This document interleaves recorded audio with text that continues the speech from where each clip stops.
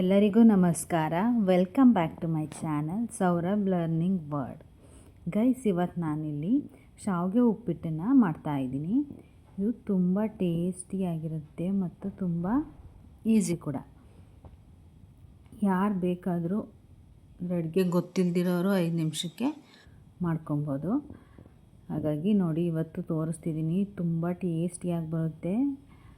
ನಾನಿಲ್ಲಿ ಅಕ್ಕಿದು ತಗೊಂಡಿದ್ದೀನಿ ಶಾವಿಗೆನ.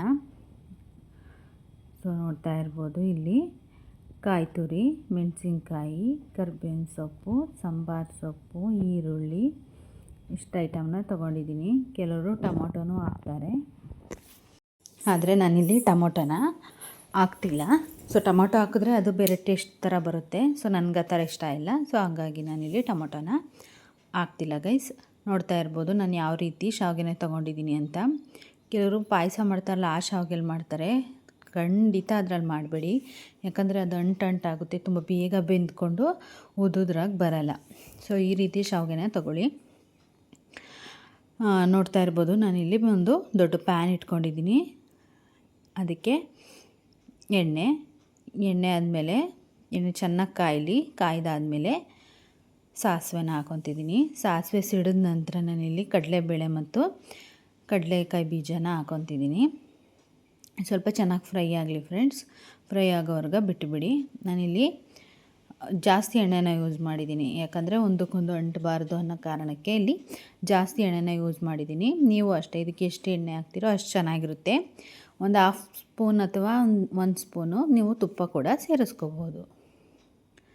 ಸೊ ಇಲ್ಲಿ ಚೆನ್ನಾಗಿ ಫ್ರೈ ಆಗ್ತಾ ಇದೆ.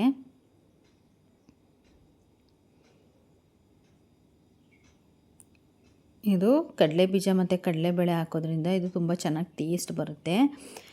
ಈ ಕಡಲೆಬೇಳೆನ ಹುರಿದಾದ್ಮೇಲೆ ಎತ್ತಿಟ್ಕೊಂಡು ಲಾಸ್ಟಿಗೆ ಹಾಕಿದ್ರೂ ಚೆನ್ನಾಗಿರುತ್ತೆ. ಇದರಲ್ಲೇ ಬೆಂದ್ಕೊಂಡ್ರೂ ಅದು ಚೆನ್ನಾಗಿರುತ್ತೆ. ಈಗ ನಾನು ಫ್ರೆಶ್ ಕರಿಬೇವು ಸೊಪ್ಪು ಹಾಕ್ತಿದ್ದೀನಿ. ಹಾಗೆ ಖಾರಕ್ಕೆ ಹಸಿರು ಮೆಣಸಿನ್ಕಾಯಿ.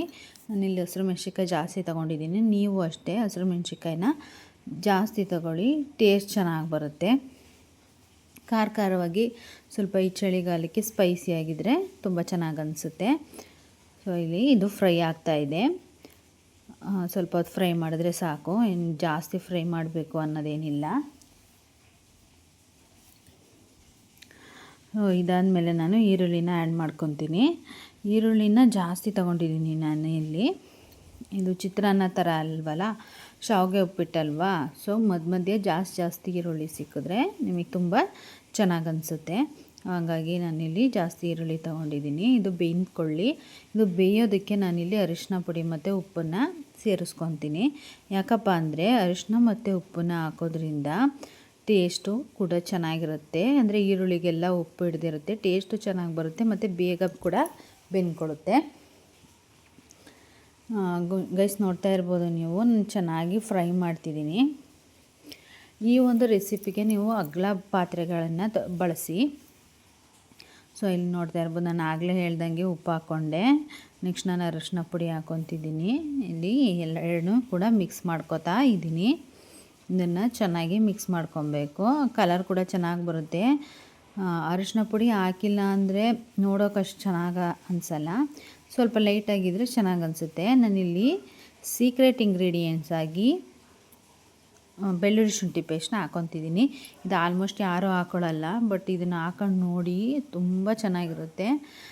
ಅದೊಂಥರ ಬೇರೆ ನಿಮಗೆ ಟೇಸ್ಟನ್ನೇ ಕೊಡುತ್ತೆ. 1 ಸ್ಪೂನ್ ಸಾಕು, ಜಾಸ್ತಿ ಹಾಕೊಳ್ಳೋಕೆ ಹೋಗಬೇಡಿ. ಸೊ ನಾನೀಗ ಹಾಕ್ಕೊಂಡು ಚೆನ್ನಾಗಿ ಫ್ರೈ ಮಾಡ್ತಾಯಿದ್ದೀನಿ. ನಂತರ ಇದಕ್ಕೆ ಎಷ್ಟು ನಿಮ್ಮ ಅಳತೆ ಪ್ರಕಾರ ನೀರು ಹಾಕ್ಕೊಳ್ಳಿ. ನಾನಿಲ್ಲಿ ಒಂದು 3 ಲೋಟ ಹಾಕ್ಕೊಂಡಿದ್ದೀನಿ. ಇಲ್ಲಿ ಚೆಲ್ಬಿಡ್ತು, ಯಾಕಂದರೆ ನಾನು ಒಂದು ಕೈಯಲ್ಲಿ ಫೋನ್ ಹಿಡ್ಕೊಂಡಿದ್ದೀನಿ, ಇನ್ನೊಂದು ಕೈಯಲ್ಲಿ ಅಡುಗೆ ಮಾಡ್ತಿದ್ದೀನಿ.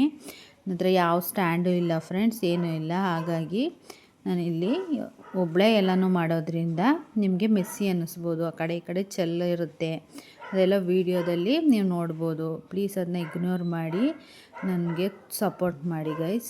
ನೋಡ್ತಾ ಇರ್ಬೋದು, ಬೇಯ್ತಾ ಯಾವ ರೀತಿ ಆಗಿದೆ ಅಂತ. ಚೆನ್ನಾಗಿ ಬೆಂದ್ಕೊಂಡಿದೆ, ಈ ರೀತಿ ಆಗುತ್ತೆ. ಬಟ್